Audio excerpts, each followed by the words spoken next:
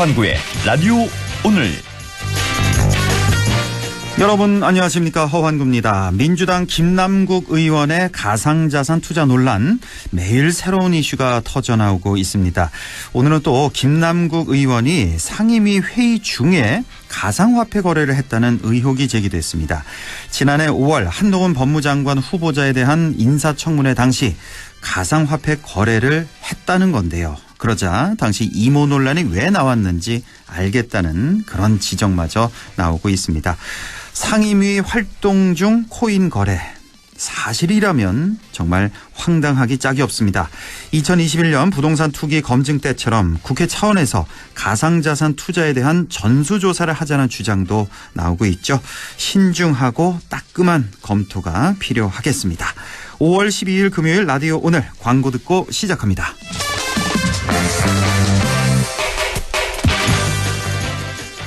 5월 토레스를 꼭 사야 하는 이유가 있어? 우선 5년 10만 킬로미터 무상 보증에 일시불 구매 시 소모폰 지원도 5년. 말만 하면 실시간 내비게이션은 물론 다양한 차량 제어까지 되는 인포컨을 5년 무상 지원해준대. 실시간 내비게이션? 스마트폰 연결 안 해도? 그럼 개별 소비세도 차량 유지비도 절약할 수 있는 5월 바로 토레스 계약하러 가자. 지금 KG 모빌리티에서 5월 가정의 달을 맞아 관절 건강 호건음 프리미엄 골드가 사랑 가득 감사 세일을 준비했습니다. 세 박스를 구입하시면 한 박스를 더 드리는 특별한 기회. 사랑하는 부모님께 건강을 선물하세요.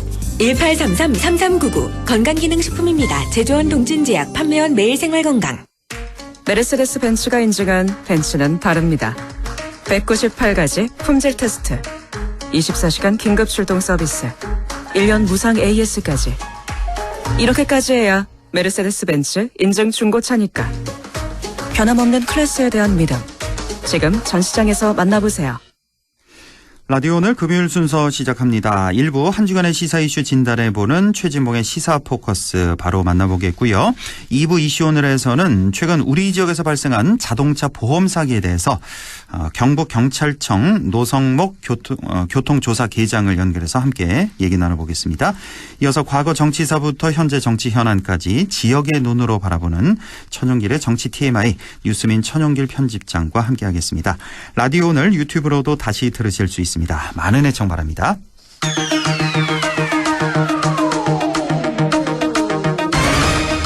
시사 포커스 성공회대 최진봉 교수와 함께합니다. 교수님 안녕하십니까?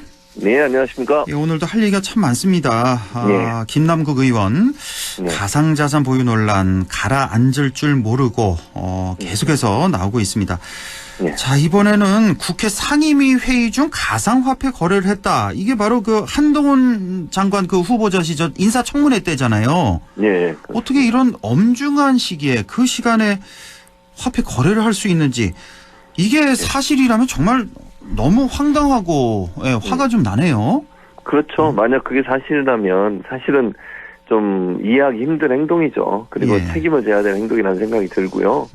그래서 어쨌든 이재명 대표가 조사를 지시했지 않습니까? 예예. 그럼 빠르게 민주당 이 부분에서는 조사를 진행을 해서 사실관계 확인하고, 만약에 뭐 그게 사실이라고 하면 거기에 대한 응당한 책임을 묻도록 하는 게 맞다고 봐요.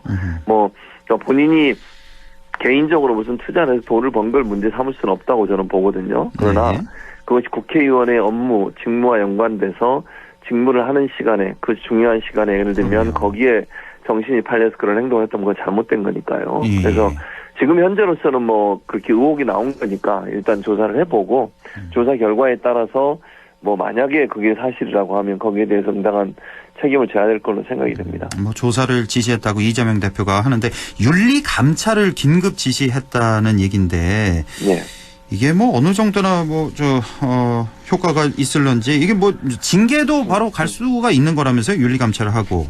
예, 그렇습니다. 그러니까 윤리감찰, 그러니까 국민의힘 윤리위원회처럼 윤리감찰원인가, 제가 정확히 민주당 이름은 제가 명확한 건 모르겠는데요. 아무튼 비슷한 형태의 그 위원회가 있거든요.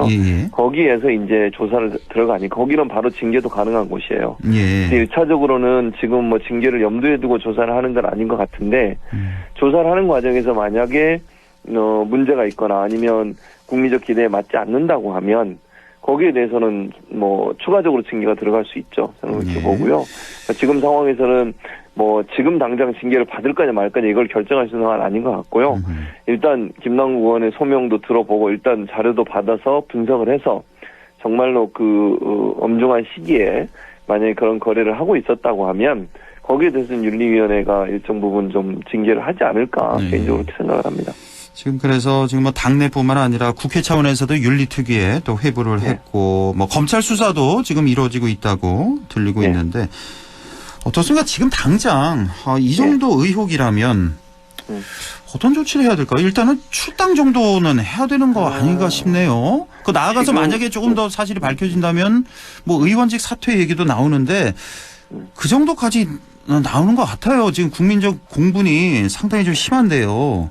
그 지금 상황, 그러니까 국민적 여론이 안 좋죠. 그러니까 말씀하신 것처럼 이거를 어느 정도까지 처리할 거냐 하는 문제는 지금은 이제 그 본인은, 그러니까 김남국 의원 본인은 법적으로 위법한 행위가 없었고 이해충돌도 없었다고 주장을 하고 있잖아요. 그리고 이제 수사가 진행이 되면 일단 수사 결과를 지켜봐야 될 것 같고, 그리고 이제 만약에 윤리감찰원에서 조사를 하고 했는데 거기서 뭔가 나오면 뭐 당연히 거기에 대해서는 징계 절차를 밟을 걸로 보여지고요. 그리고 책임도 져야 된다고 생각해요. 다만 뭐 의혹이 제기되고 지금 뭐 여론이 안 좋다는 이유로 그냥 출당을 해라 이렇게 얘기하기 좀 어려운 상황이에요. 예를 들면 지난번에 돈봉투 사건 같은 경우 2명의 의원이 출당을 했는데 탈당은 본인들이 했죠. 자진 탈당을. 그 상황 같은 경우에는 녹취록이 이제 증거로 나왔고 녹취록의 내용의 이름이 이제 공개되고 이러면서 이제 논란이 됐지 않습니까? 그래서 지금 의혹 수준에서 어쨌든 뭐 국민적 정서가 안 좋은 건 분명하고 그래서 이재명 대표도 저는 윤리감찰을 시작하라고 지시를 한 걸로 보여지고요.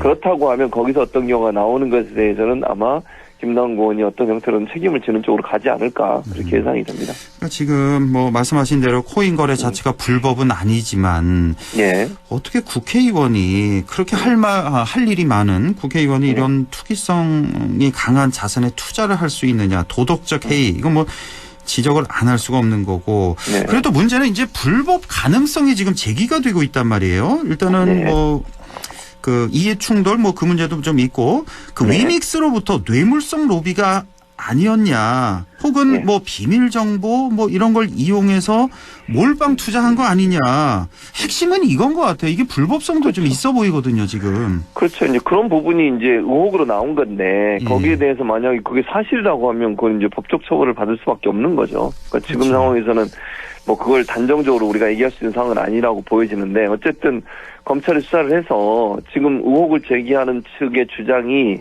그게 정말 사실이라면 그거는 이제 법적으로 처벌을 받아야 되는 상황이라고 보여지고요. 이제 지금 현재는 아직 이제 조사 결과가 나오지 않았고 본인은 아니라고 지금 부인을 하고 있으니까 지금 상황에서는 이제 지켜보는 수밖에 없는데 그런 이제 만약에 정말로 뭐 그 정보를 이용했거나 내부자 정보를 또는 뭐 정말 뭐 소위 자금을 지원받았거나 그럼 그건 큰 일이죠. 그거는 정말 이건 단순히 당 차원의 문제가 아니라 그거는 이제 검찰이나 아니면 수사기관에서 사법적 조사나 처리를 해야 되는 상황이라고 보여져요. 다만 아까도 말씀드렸지만 지금 상황에서는 밝혀진 게 없으니까 본인은 지금 아니라고 주장을 하고 있고 이런 상황이기 때문에 단정적으로 얘기하기 좀 어려운 상황이라는 생각은 듭니다. 참 민주당 지금 상당히 곤혹스러운 상황. 근데 이거 지금 정신 차려야 됩니다, 진짜 민주당. 지금 뭐 너무 좀 안이하게 뭐 어물쩍 넘기려는 이런 생각 절대 안 되고. 지금 사실 뭐 대통령, 정부, 여당 하도 뭐 여론 안 좋고 지지율 낮고 그래서 그렇지 지금 민주당 상당히 비판받을 점이 많습니다, 지금. 뭐 한두 개가 아니고. 지금 보면 이렇게 김남국 그 의원 보면서. 저는 이런 생각 해봤어요. 그 공직자의 윤리의식 다시 한번 좀 우리 생각해야 되는 거 아니냐. 공직자들 다. 일단 뭐 대통령부터 시작해서 밑에 뭐 국회의원들도 마찬가지고 뭐 자치단체장들 지방의원까지 이 모든 선출직 공무원들이 내가 왜 지금 공직을 하고 있는지 이거 다시 한번 생각해야 되고 뭘 해야 되는지 정말 뼈저리게 좀 반성을 해야 된다는 생각이 좀 드네요. 맞습니다. 이 명예와 권력 다 얻은 거잖아요. 선출되면서. 이제 뭐 돈은 좀 잠시 좀 접어둬야 되는데 돈까지 다 가지려고 하니까. 그러니까 이게 저는 그래서 너무 속상합니다, 진짜. 그러니까 지금 말씀하신 것처럼 그러니까 선출직 공직자든 고위 공직자들 같은 경우에는 그 국민들이 요구하는 윤리적 기준이 있잖아요. 예. 그 기준을 맞춰야 된다고 생각해요. 예. 그리고 뭐 일반적으로 우리가 그냥 법적으로 문제가 없으면 넘어갈 수 있는 사안은 아니라고 보여지고요. 그러니까 그럼요. 이게 이제 국민들의 시선과 관점이 어떤 거냐. 이게 사실은 공직자 입장에서는 신경을 쓰고 그 기준에 맞추도록 노력을 하는 그런 모습이 반드시 필요하죠. 예.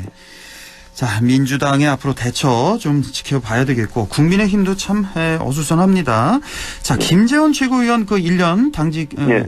직무 정지 받았는데, 이거는 좀 예상했던 정도 그렇죠. 나온 거고, 네, 맞습니다. 태영호 의원 같은 경우는 이제 3개월 당원권 정지인데, 예. 자진 그 최고위원 사퇴를 하긴 했습니다만, 이거 어떻게 보셨나요? 3개월 이것과 또 뭐 내년 공천 얘기도 또 좀 나오고 그래서 그러니까요. 여기도 좀 사실은 좀 그러네요.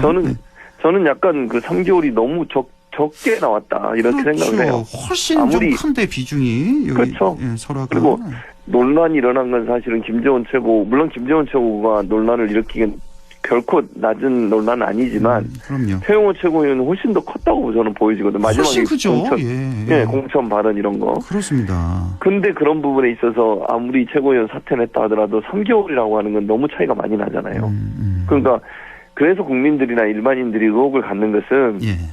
태영호 의원이 뭔가 큰 걸 쥐고 있는 게 아니냐. 이런 의혹이 생기는 그러니까 거예요. 저도 그렇게 생각할 수밖에 없어요 지금. 네. 예. 그러니까 공천 얘기가 있었냐 없었냐가 논란이 되고 있는데 본인은 나중에 뭐 없었다 이렇게 얘기하면 본인이 이제 지어서 거짓말을 한 거다 이렇게 이제 얘기를 한 거잖아요 결국은. 예. 종합적으로 보면. 예. 근데 만약 그랬다고 하면 사실은 3개월의 징계가 나오면 안 되는 거죠. 안 되는 거죠. 네. 예. 왜냐면 그럼 대통령실을 이용해가지고 본인의 어떤 이익을 챙기려고 했다는 거잖아요. 예. 그건 정말 대통령실에 엄청난 피해를 입힌 거예요. 그게 사실이라면. 예. 근데 이렇게 3개월이 나왔다고 하면 국민들이 볼 때는 이것도 대통령실이 혹시나 태영호 의원이 뭔가 좀 폭로할까봐 미리 이걸 조치를 취한 거 아니냐.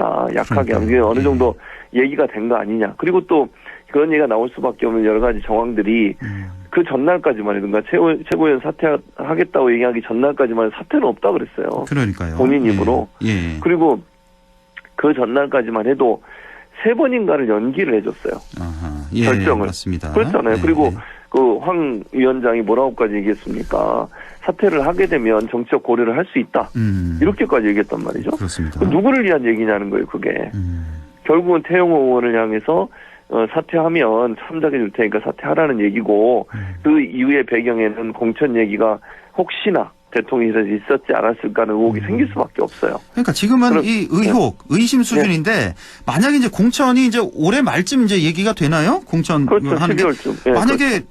받는다면 공천을 받는다면 태영호 의원이 그러니까 이진복 수석 그 공천 개입 의혹 관련해서 이건 분명히 뒷거래가 있는 거예요. 만약에 공천을 받는다면. 그렇게 보일 수밖에 없죠. 그렇게 보여지죠. 이렇게나 무리를 일으켰는데.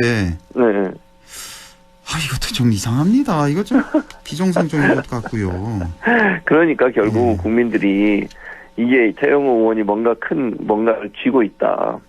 그리고 태영호 의원의 이 지금까지 행보나 태도를 보면 그냥 막 뭐 정무적 판단이나 이런 거 없이 막 얘기를 하잖아요. 맞아요. 맞습니다. 뭐 네. 김구 선생님 관련해서 그렇고 4.3 관련해서 그렇고 김일성이 얘기했던 걸 끌어와가지고 그거를 인용해서 얘기를 하잖아요. 그러니까 그 정도라고 하면 제가 볼 때 좀 자기가 피해를 당한다고 생각했을 때 물불 안 가리고 또 뭔가 다 얘기할 수 있는 스타일이지 않겠나 하는 그런 생각이 들어서 그래서 아마 대통령실에서도 혹시나 공천 문제가 나오지 않을까에 대한 어떤 걱정, 우려 이런 부분들이 결국은 이렇게 된 게 아니냐라고 하는 의혹이 생기는 거죠. 예.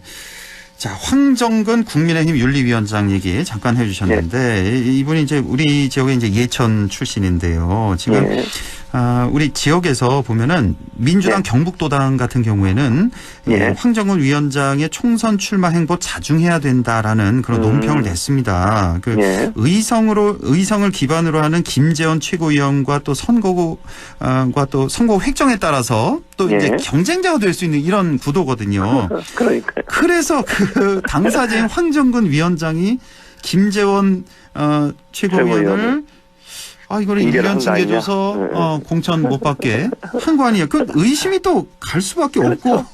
그러니까요. 그렇죠? 그러니까 지금 말씀하신 것처럼 공교롭게 사실은 지역구가 물론 지금은 겹치는 게 아니지만 만약 지역구가 조정이 되면 겹칠 가능성이 있는 거잖아요. 지금 가능성이 좀 많은 상황이에요. 지금. 그러니까요. 예. 그런 상황이면 지역에서는 그런 얘기가 나올 수밖에 없죠. 황정근 그러면 위원장이 본인 총선 출마를 앞두고서 일부러 김재원 최고위원을 선거 출마 못하도록 국민의힘 후보로는 예. 그렇게 만드는 거 아니냐 이런 의혹이 생길 수밖에 없죠. 그러니까 그렇죠. 보통 우리가 의심받을 행동을 하면 안 되는 거예요. 공직자는. 그러니까 똑같은 얘기잖아요. 김남국 의원도 그런 얘기를 했지만 어쨌든 이렇게 뭔가 행동을 했을 때 그것이 여러 가지 의혹과 의심을 불러일으킬 수 있는 부분이라면 안 하는 게 제일 좋은 거잖아요. 그렇죠.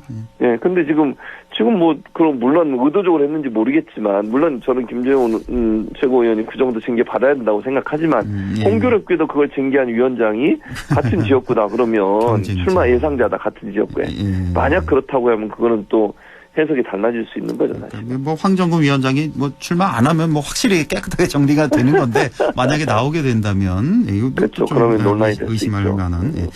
자, 일본 후쿠시마 오염수 시찰단 얘기를 좀 해보죠. 일단은 좀 단어를 두고 두 가지에서 이견이 있는 것 같아요.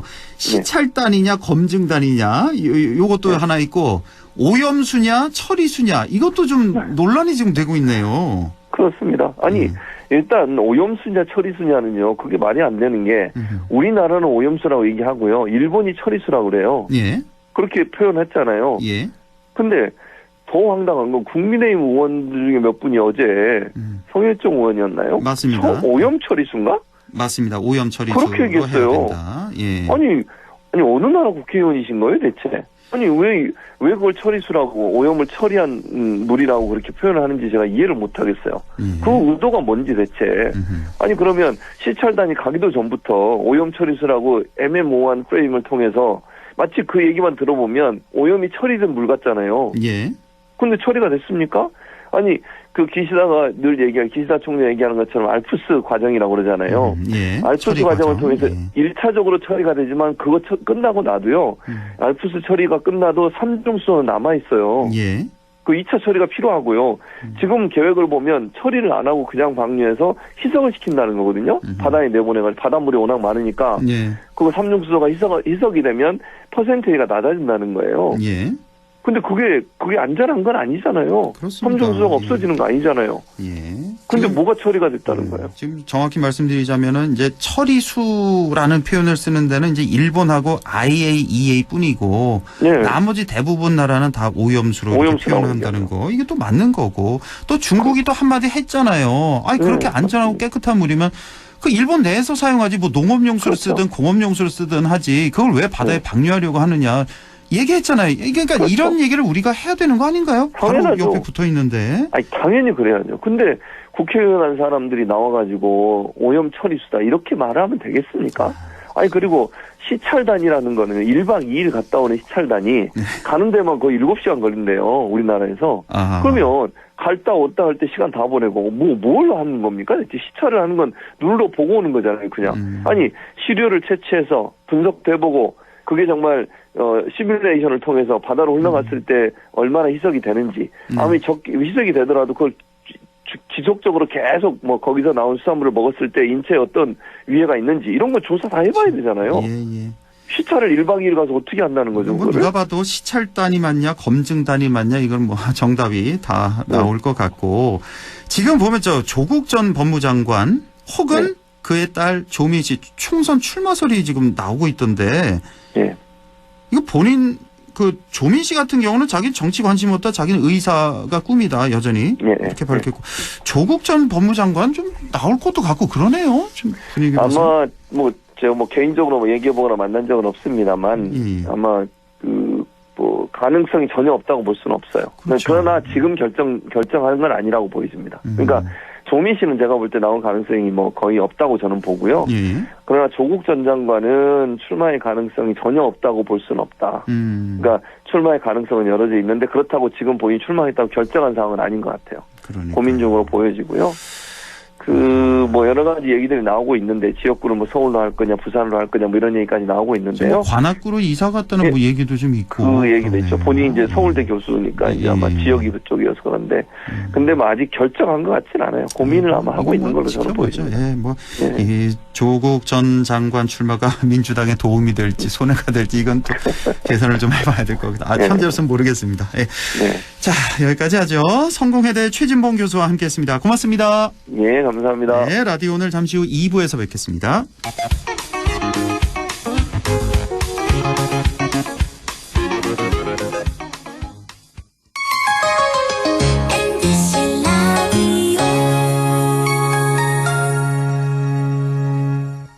가구 살 땐 꼭 한번 가보자. 안동 명품 가구 백화점. 흑표 흑침대, 양성국 갤러리, 금성침대, 한국 가죽 소파, 장수돌 침대. 다양한 브랜드 가구를 한 곳에서 쇼핑할 수 있는 대형 가구 전시장. 안동 명품 가구 백화점. 네 얼굴 와 글러? 야근한다고 티다. 네 월급은 와 글러? 최저임금은 안 오르지. 물가는 오르지. 나 진짜 박스 죽겠다. 물가는 내리고 최저임금은 올리고 민주노총 경북지역 본부가 앞장서겠습니다. 1577-2260. 오늘도 안전하게 음주운전 예방수칙 알려드립니다. 첫 번째, 술자리가 예정된 경우 미리 귀가 방법을 정하고 차는 가져가지 않는 것이 안전합니다. 두 번째, 음주 후 자전거나 전동 킥보드를 이용하는 것도 음주운전 처벌 대상에 포함됩니다. 세 번째, 과음을 한 다음 날에는 대중교통을 이용해 주세요. 숙취 음주운전 역시 처벌 대상입니다. 네 번째, 음주운전을 방조하는 경우에도 3년 이하의 징역형 또는 1,000만 원 이하의 벌금형에 처해질 수 있습니다. 적극적으로 말려주세요. 위험한 음주운전 미리 예방하여 소중한 생명을 지켜주세요.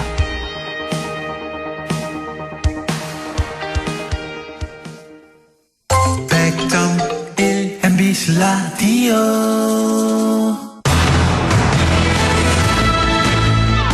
네, 라디오 오늘 2부 이슈 오늘 시작합니다. 자, 얼마 전 우리 지역에서 고의로 교통사고를 낸 다음 합의금을 받아 챙긴 보험 사기 일당 90여 명이 검거됐습니다. 수년에 걸쳐서 100회가 넘는 보험 사기를 벌여왔다는데요.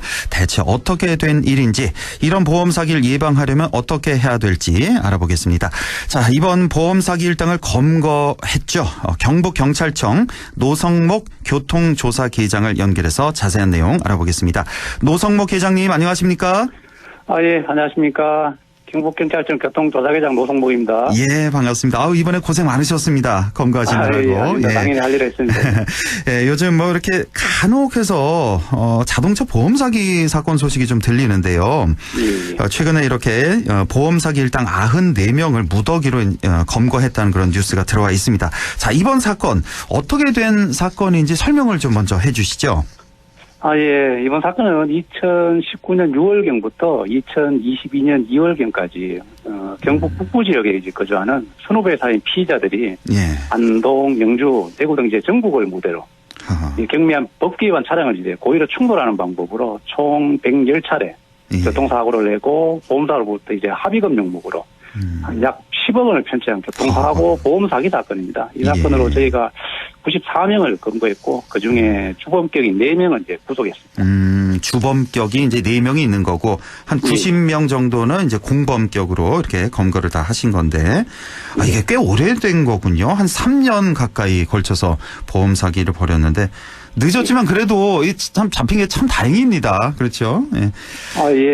특히 지금 경북 북부 지역에 이제 94명에 대해서 저희가 일망이게 검거를 하다 보니까 현재 이 지역에 대해서는 보험 사기가 상당히 지금 거의 뭐 없다시피 할 정도로 성과도 있습니다. 예, 참 고생 많으셨고 수사하시고 또 검거하실 때 특히 좀 어려운 점은 없으셨나 모르겠네요. 좀 많았습니다. 어떤 점이요? 우리 이 보험 사기 사건의 특성상 좀 증거가 많지 않습니다. 그러다 보니까 증거 수집하고 이 분석하는 데 시간이 좀 많이 걸렸고요. 예. 또 이제 94명이 이제 공범 숫자가 많다 보니까 이들 모두 수사하는데 좀 많은 어려움이 있었습니다. 그렇죠. 특히 이제 피의자들이 이제 좀 나이가 어리다 보니까 죄의식이 없어서 이제 사건의 심각성도 모르다가서 저희가 이제 출석 요구를 하면 출석을 회피하는 경우가 좀 많았고요. 주범들 같은 경우는 또 주소지하고 또 실제 거주하는 곳이 다른 경우가 많아가지고 실거주지 파악하고 또 신병 확보하기 위해 가지고 또 잠복 근무도 또 며칠 동안 하고 하는 그런 검거 과정에서도 좀 어려움이 있었습니다. 그 잠복 근무도 하시면서 그 영화에서 나오는 그 차에서 이렇게 계속 기다리는 그런 근무, 이거 얼마나 참 힘드실지. 예, 맞습니다. 한 90여 명 이렇게 공범이 있는데 이 중에서 혹시 나이가 제일 어린 공범은 몇 살이 있었어요? 예, 뭐. 거의가 다 미성년자는 없었고요. 미성년자는 없었고. 뭐 20살이 제일 어린 나이입니다. 20살부터 해서 제일 많이 나이가 많았던 공범은요? 제일 많은 나이가 이제 25세. 다 20대 초반이었군요. 그러니까 거의 다 동네 이제 선후배죠. 그렇군요. 예. 참 어떻게 이렇게 공범이 90명이나 됐다는 게 이게 참 놀라운데 왜 이렇게 이번에 공범이 많았던 걸까요? 예, 뭐 말씀드린 이제 공무원들 대부분 이제 일정한 이제 소득이 없는 20대들입니다. 생활비하고 이제 유흥비 마련을 위해 가지고 범행을 시작하게 됐고요. 처음에 이제 90여 명이 전체가 처음부터 이제 범행을 모의해서 이제 보험 사기를 준비한 건 아닙니다. 처음에는 이제 한두 명이 시작을 했는데 이 범행이 자꾸 이제 모방 범행으로 이어졌고 또 이제 같은 인물이 이제 범행을 하면은 발각될 이제 위험성이 많다 보니까 범행을 좀 숨기기 위해 가지고 자꾸 이제 아는 사람 새로운 인물을 자꾸 계속 끌어들이다 보니까 공범 숫자가 많이 이제 늘어났습니다. 실제 주범격은 저희는 이제 4-5명으로 보고 있고요. 그 외 대부분 공범들 이제 주범들이 이제 범행 유혹하면은 그게 넘어가서 차량에 단순히 이제 동성한 후에 이제 보험사로부터 합의금 이제 받으면은 그중 일부를 이제 수고비로 받는 이런 단순 가담자들이었습니다. 그러니까 같이 차에만 타고 있으면 되니까 그렇죠. 타고 그렇죠. 타고 이제 병원 치료받고 뭐 진단받고 하면은 걔들 이제 명목으로 해서 합의금이 들어오니까 그 합의금을 그 공범들이 다 가지는 게 아니고 주범격이 받아서 일정 부분 수고비를 주는 그런 방식이었습니다. 참, 이 주범 지금 4명은 구속된 상태라고 하셨죠? 아까 구속 수사를 하고 있고 나머지 그럼 공범 90여 명 정도는 뭐 어떻게 처벌을 내리게 되나요? 그러니까 이제 공범들은 저희가 그냥 불구속 상태에서 불구속 수사, 불구속 상태에서 보험사기 방지 특별법 위반 불구속 상태에서 지금 그래요. 재판을 받는다든지 안 그러면 약식 기소로 그래 끝날 가능성이 많죠. 보통 이 한 90여 명 정도는 뭐 벌금형 정도 뭐 그 정도 예상이 될까요? 벌금형이고 그 뭐 가담 정도가 적다 그러면 기소유예 받는 경우도 될 수 있고요. 그러면 이제 뭐 일단은 그 과정을 한번 어떤 판단이 되짚어 봐야 되는 그런 부분이죠. 아유, 다들 나이들이 어려서 참 더 안타까운 것 같습니다. 20대 다 초반들인데.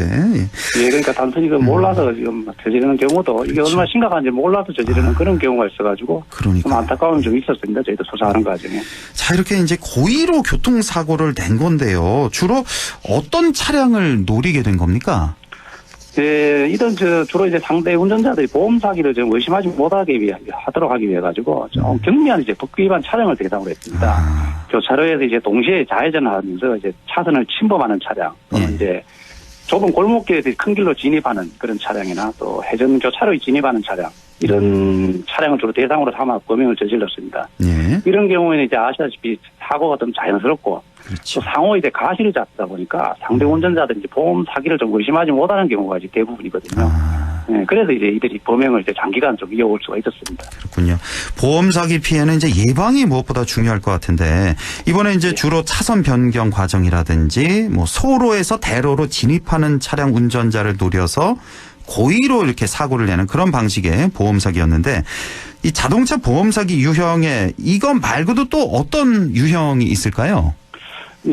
뭐 점점 말씀드린 그 내용 외에도 뭐 흔히 다 알고 계시는 이제 서행하는 차량에다가 어떤 사이드미러 이런 부분에 손목이나 신체 일부를 부딪히는 그건 이제 손목치기 수법. 뭐 골목길 같은 데서. 골목길 같은 데서 이제 그런 경우에 속도가 적기 때문에. 쉽게 이제 범행을 저질 수 있고요. 손목치기. 그다음에 또 이제 안전거리를 확보하지 않은 그런 차량이 뒤쫓아오면 고의로 이제 브레이크를 밟아가지고 추돌 사고를 유발하는 그런 수법이 있고요. 이건 이제 뒷차량에 거의 과실이 많으니까요. 이럴 그렇죠. 경우에는. 예. 그다음에 이제 고가 외제차라든지 오토바이를 이용해가지고 사고를 유발해가지고 현장에서 이제 합의금. 이제 외제차 같은 경우 수리비가 많이 나오기 때문에 그런 수리비를 내 수리 안 하겠다. 그래서 이제 현장에서 돈을 받는 그런 사례들이 있습니다.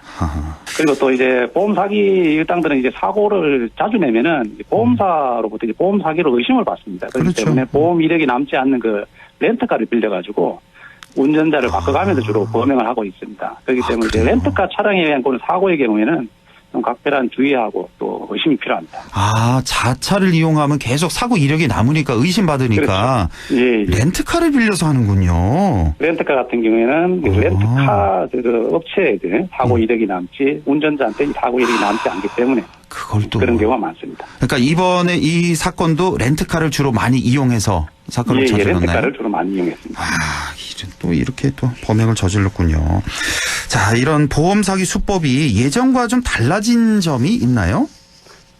예전에는 이제 가해자하고 피해자하고 공모를 해가지고 사고를 낸 경우가 많았습니다. 이런 경우에는 상호 간의 어떤 진술을 맡아야 되기 때문에 범행이 좀 쉽게 탄로나고 하는 경우가 있습니다. 그래서 요즘은 아까 말씀드린 대로 렌트카를 빌려가지고 대신 거기에 차량이 이제 많은 인원이 동성을 하죠. 그리고 운행을 하면서 그 위반 차량을 골라가지고 이제 범행을 저지르는 경우가 많습니다. 동승자가 그러니까 그 동승자 한 명 한 명 다 이제 위자료가 나오니까 그걸 노리는 거군요. 합의금이 나오니까.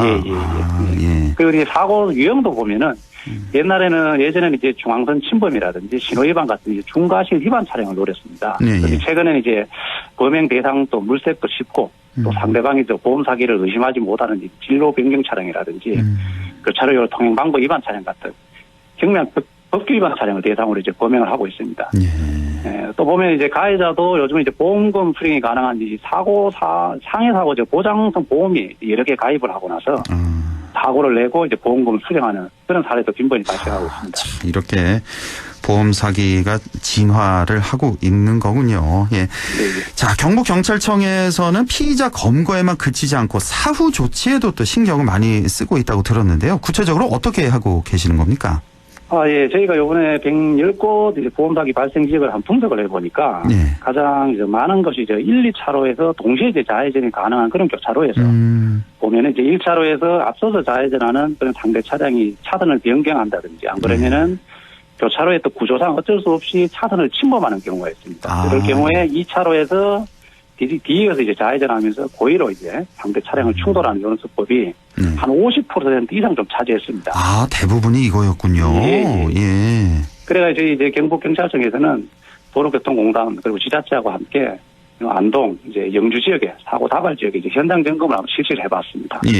그래가지고 이제 개선이 좀 시급한 곳에 대해 가지고는 즉시 이제 차로 폭을 확장하고 안 그러면 차선을 재도색하고 또 회전 반경을 좀 조정하고 또 색깔 유도선을 저희가 설치하는 걸로 그래 지금 협의가 됐고요. 이제 장기적인 좀 개선이 필요하다 이런 곳은 향후 이제 시설 개선 시에 지자체라든지 도로교통공단에서 적극 이제 반영해 주기로 협의를 완료했습니다. 그리고 보면 또 이제 피해 차량 운전자들은 이제 상대 차량 운전자 같은 경우에는 보험료가 할증이 되거든요. 할증된 보험료를 또 권장 회복시켜야 되고 또 벌점이 들어가는 경우도 있으니까 그 벌점도 감면해야 되는데 그런 부분은 이제 손해보험협회하고 지금 협의를 하고 있습니다. 이렇게 또 사후 조치도 꼼꼼하게 신경을 써주고 계시는군요. 그러니까 1차로, 2차로 동시에 좌회전이 가능한 그런 교차로. 그러니까 안동 같은 경우도 이렇게 보면은 제가 지금 딱 생각나는 데가 왜 옥동에서 강변 쪽으로 내려가는 그 차선 내려가서 그 상거리에서 1, 2차로 좌회전.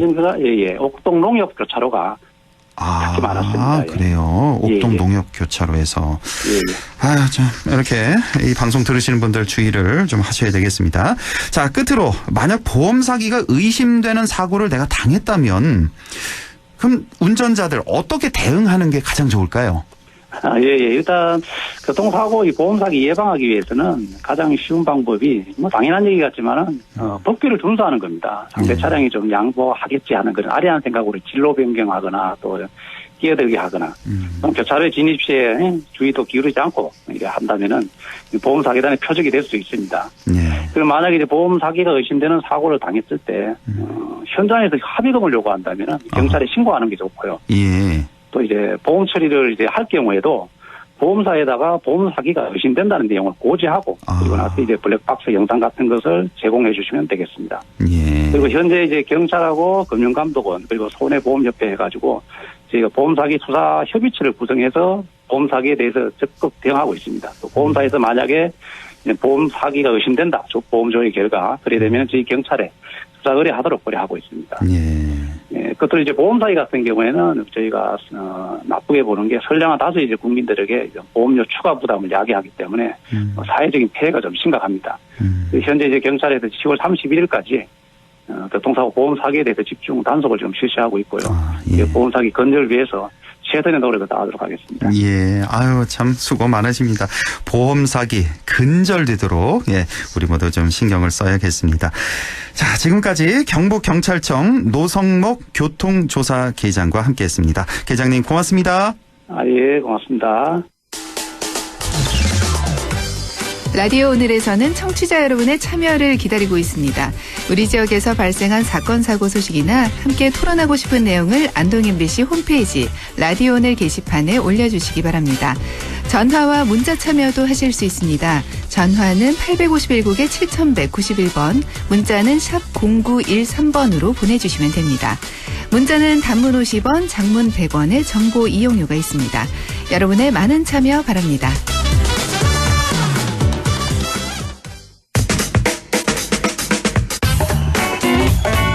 네, 천용길의 정치 TMI 뉴스민 천용길 편집장과 함께합니다. 안녕하십니까? 네, 안녕하십니까? 예, 오늘 정치 TMI 주제는요?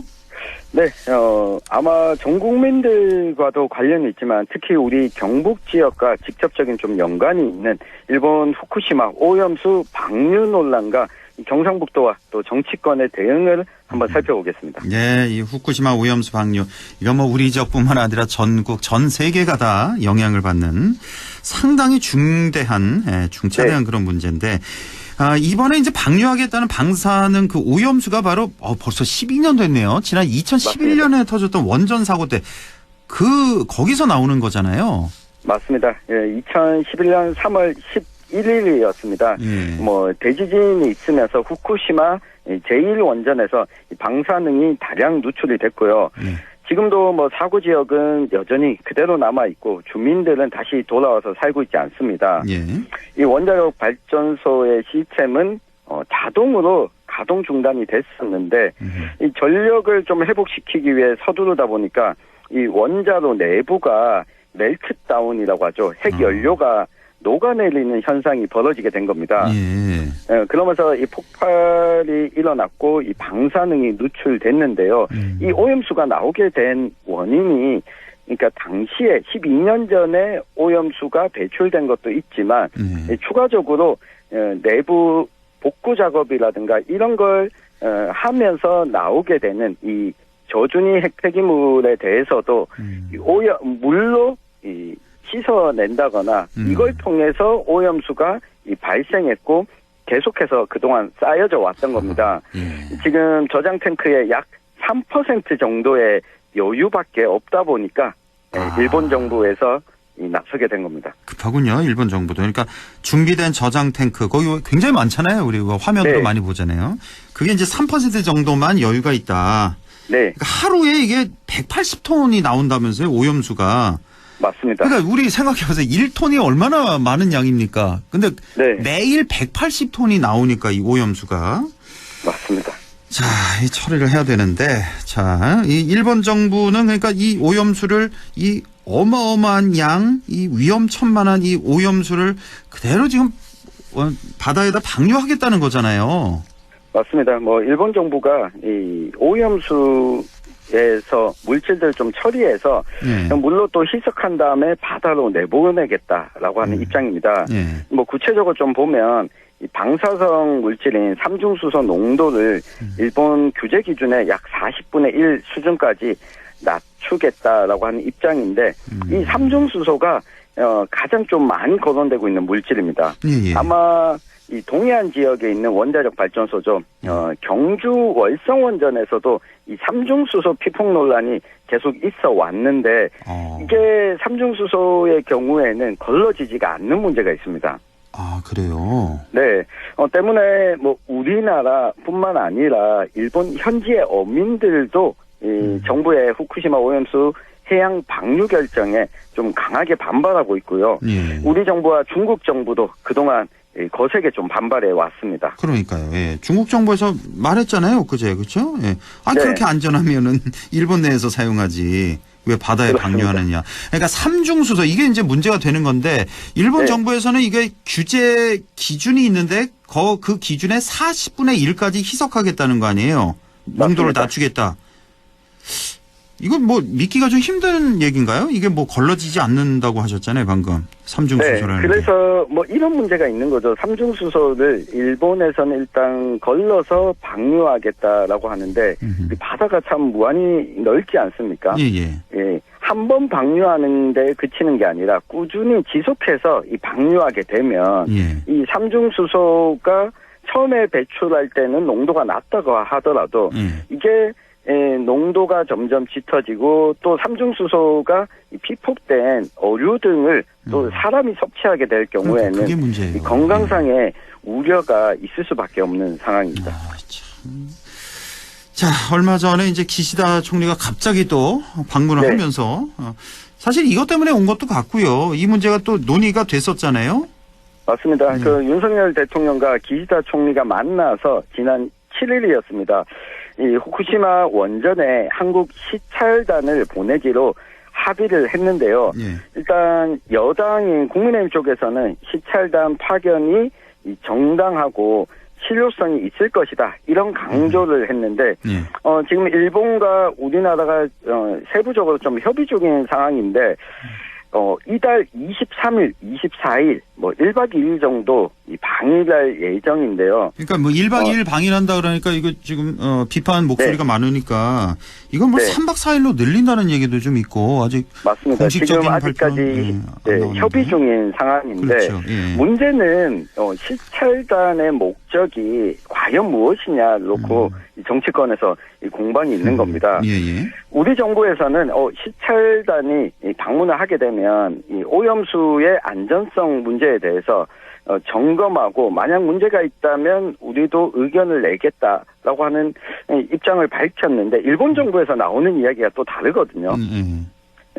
결국은 이 결정을 하는 것은 IAEA에서 이 결정을 하는 것이고 한국 쪽에 좀 이해를 돕기 위해서 이 살펴보는 시찰단이 오는 것이지 안전성에 대한 평가나 확인을 하는 절차는 또 아니다라고 설명을 했고 이 오염수의 안전성에 대해서 좀 이해가 깊어지길 기대한다라고 해서 면죄부를 주는 것 아니냐 이런 논란도 일고 있습니다. 그러니까 이번에도 그렇고 저번에 미국에서도 그렇고 한미 정상회담 하고 나서 우리 정부에서 뭘 발표하고 나면 당사국들이 그거 아니다라고 즉각적으로 반발을 하니까 이번도 이것도 똑같은 거고.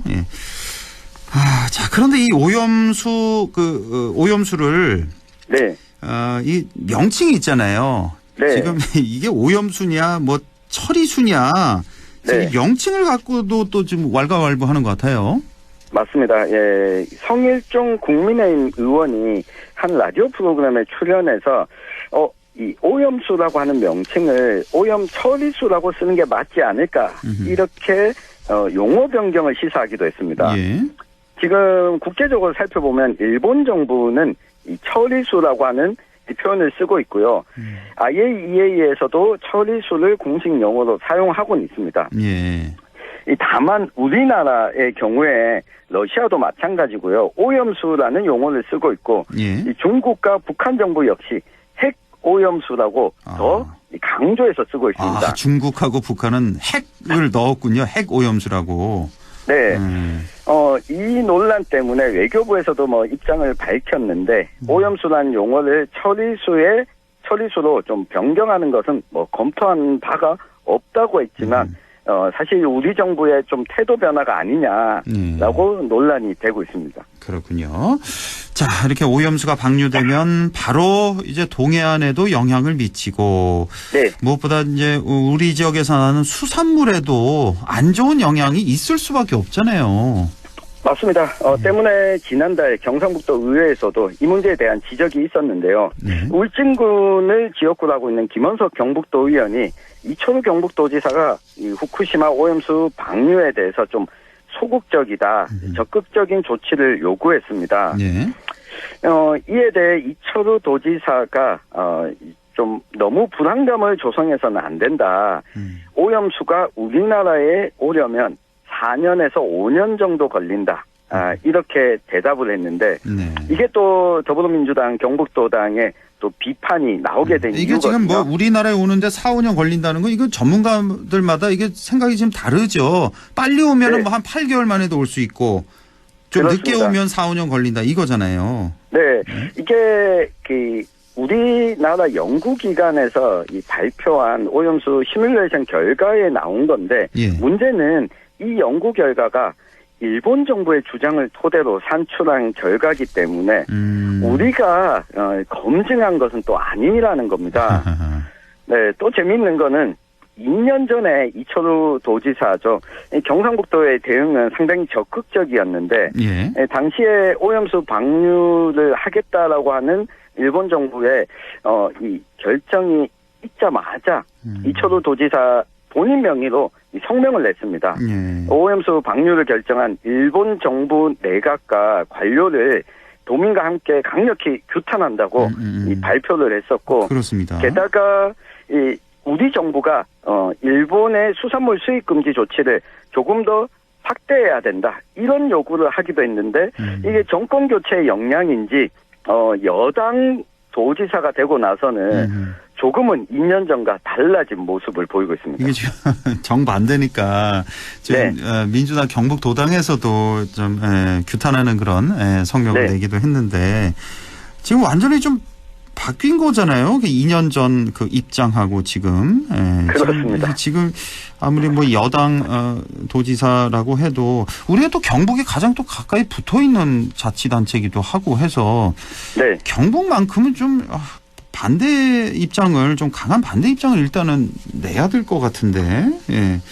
좀 너무 정부하고 입맛을 좀 맞추는 것 같아서 좀 씁쓸한 그런 생각도 좀 드네요. 이걸 보면서. 자, 그렇다면 우리 정치권의 움직임도 좀 정리를 해 주시고요. 앞으로 어떤 방향으로 흘러가야 이게 바람직한 건지 이것도 좀 짚어주시죠. 네, 일단은 지금 7월에 IAEA에 의해서 일본의 지금 오염수 방류에 대한 이 처리 과정에 대한 이 조사 결과가 좀 공식적으로 국제적인 차원에서 나오게 됩니다. 근데 뭐 일본에만 영향을 미치는 것이 아니라 우리나라, 뭐 중국에도 영향을 미치기 때문에 우리가 조금 더 강한 목소리를 내야 된다는 게 야당에서 나오고 있고요. 좀 우려스러운 부분은 국민의힘에서 정부와 같은 기조로 우리 바다 지키기 검증 TF를 꾸렸는데 이게 이 오염수에 대한 검증을 하겠다라고 하는 것은 저는 긍정적인데 오염수에 대한 괴담을 차단하겠다라고 입장을 밝힌 겁니다. 그 입장 밝혔어요? 오염수에 대한 괴담을 차단하겠다? 그렇습니다. 그럼 이 TF 이름을 지금 우리 바다 지키기 검증 TF인데 이름하고 내용하고 이거 안 맞는 거 아니에요? 네, 이게 좀 애매한 부분이 있는데요. 일본의 오염수 처리 과정이 제대로 이루어지는지 검증하는 역할을 하겠다는 건데 이것도 필요하지만 이게 오염수 방류가 이루어지는 게 우리가 처음 겪는 일이지 않습니까?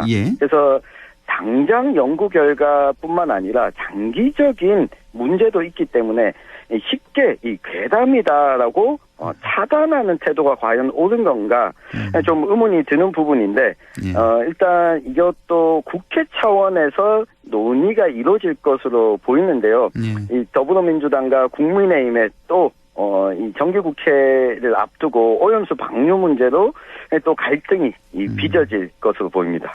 알겠습니다. 오늘 후쿠시마 오염수 방류 문제 알아봤습니다. 뉴스민 천용길 편집장과 함께했습니다. 고맙습니다. 감사합니다.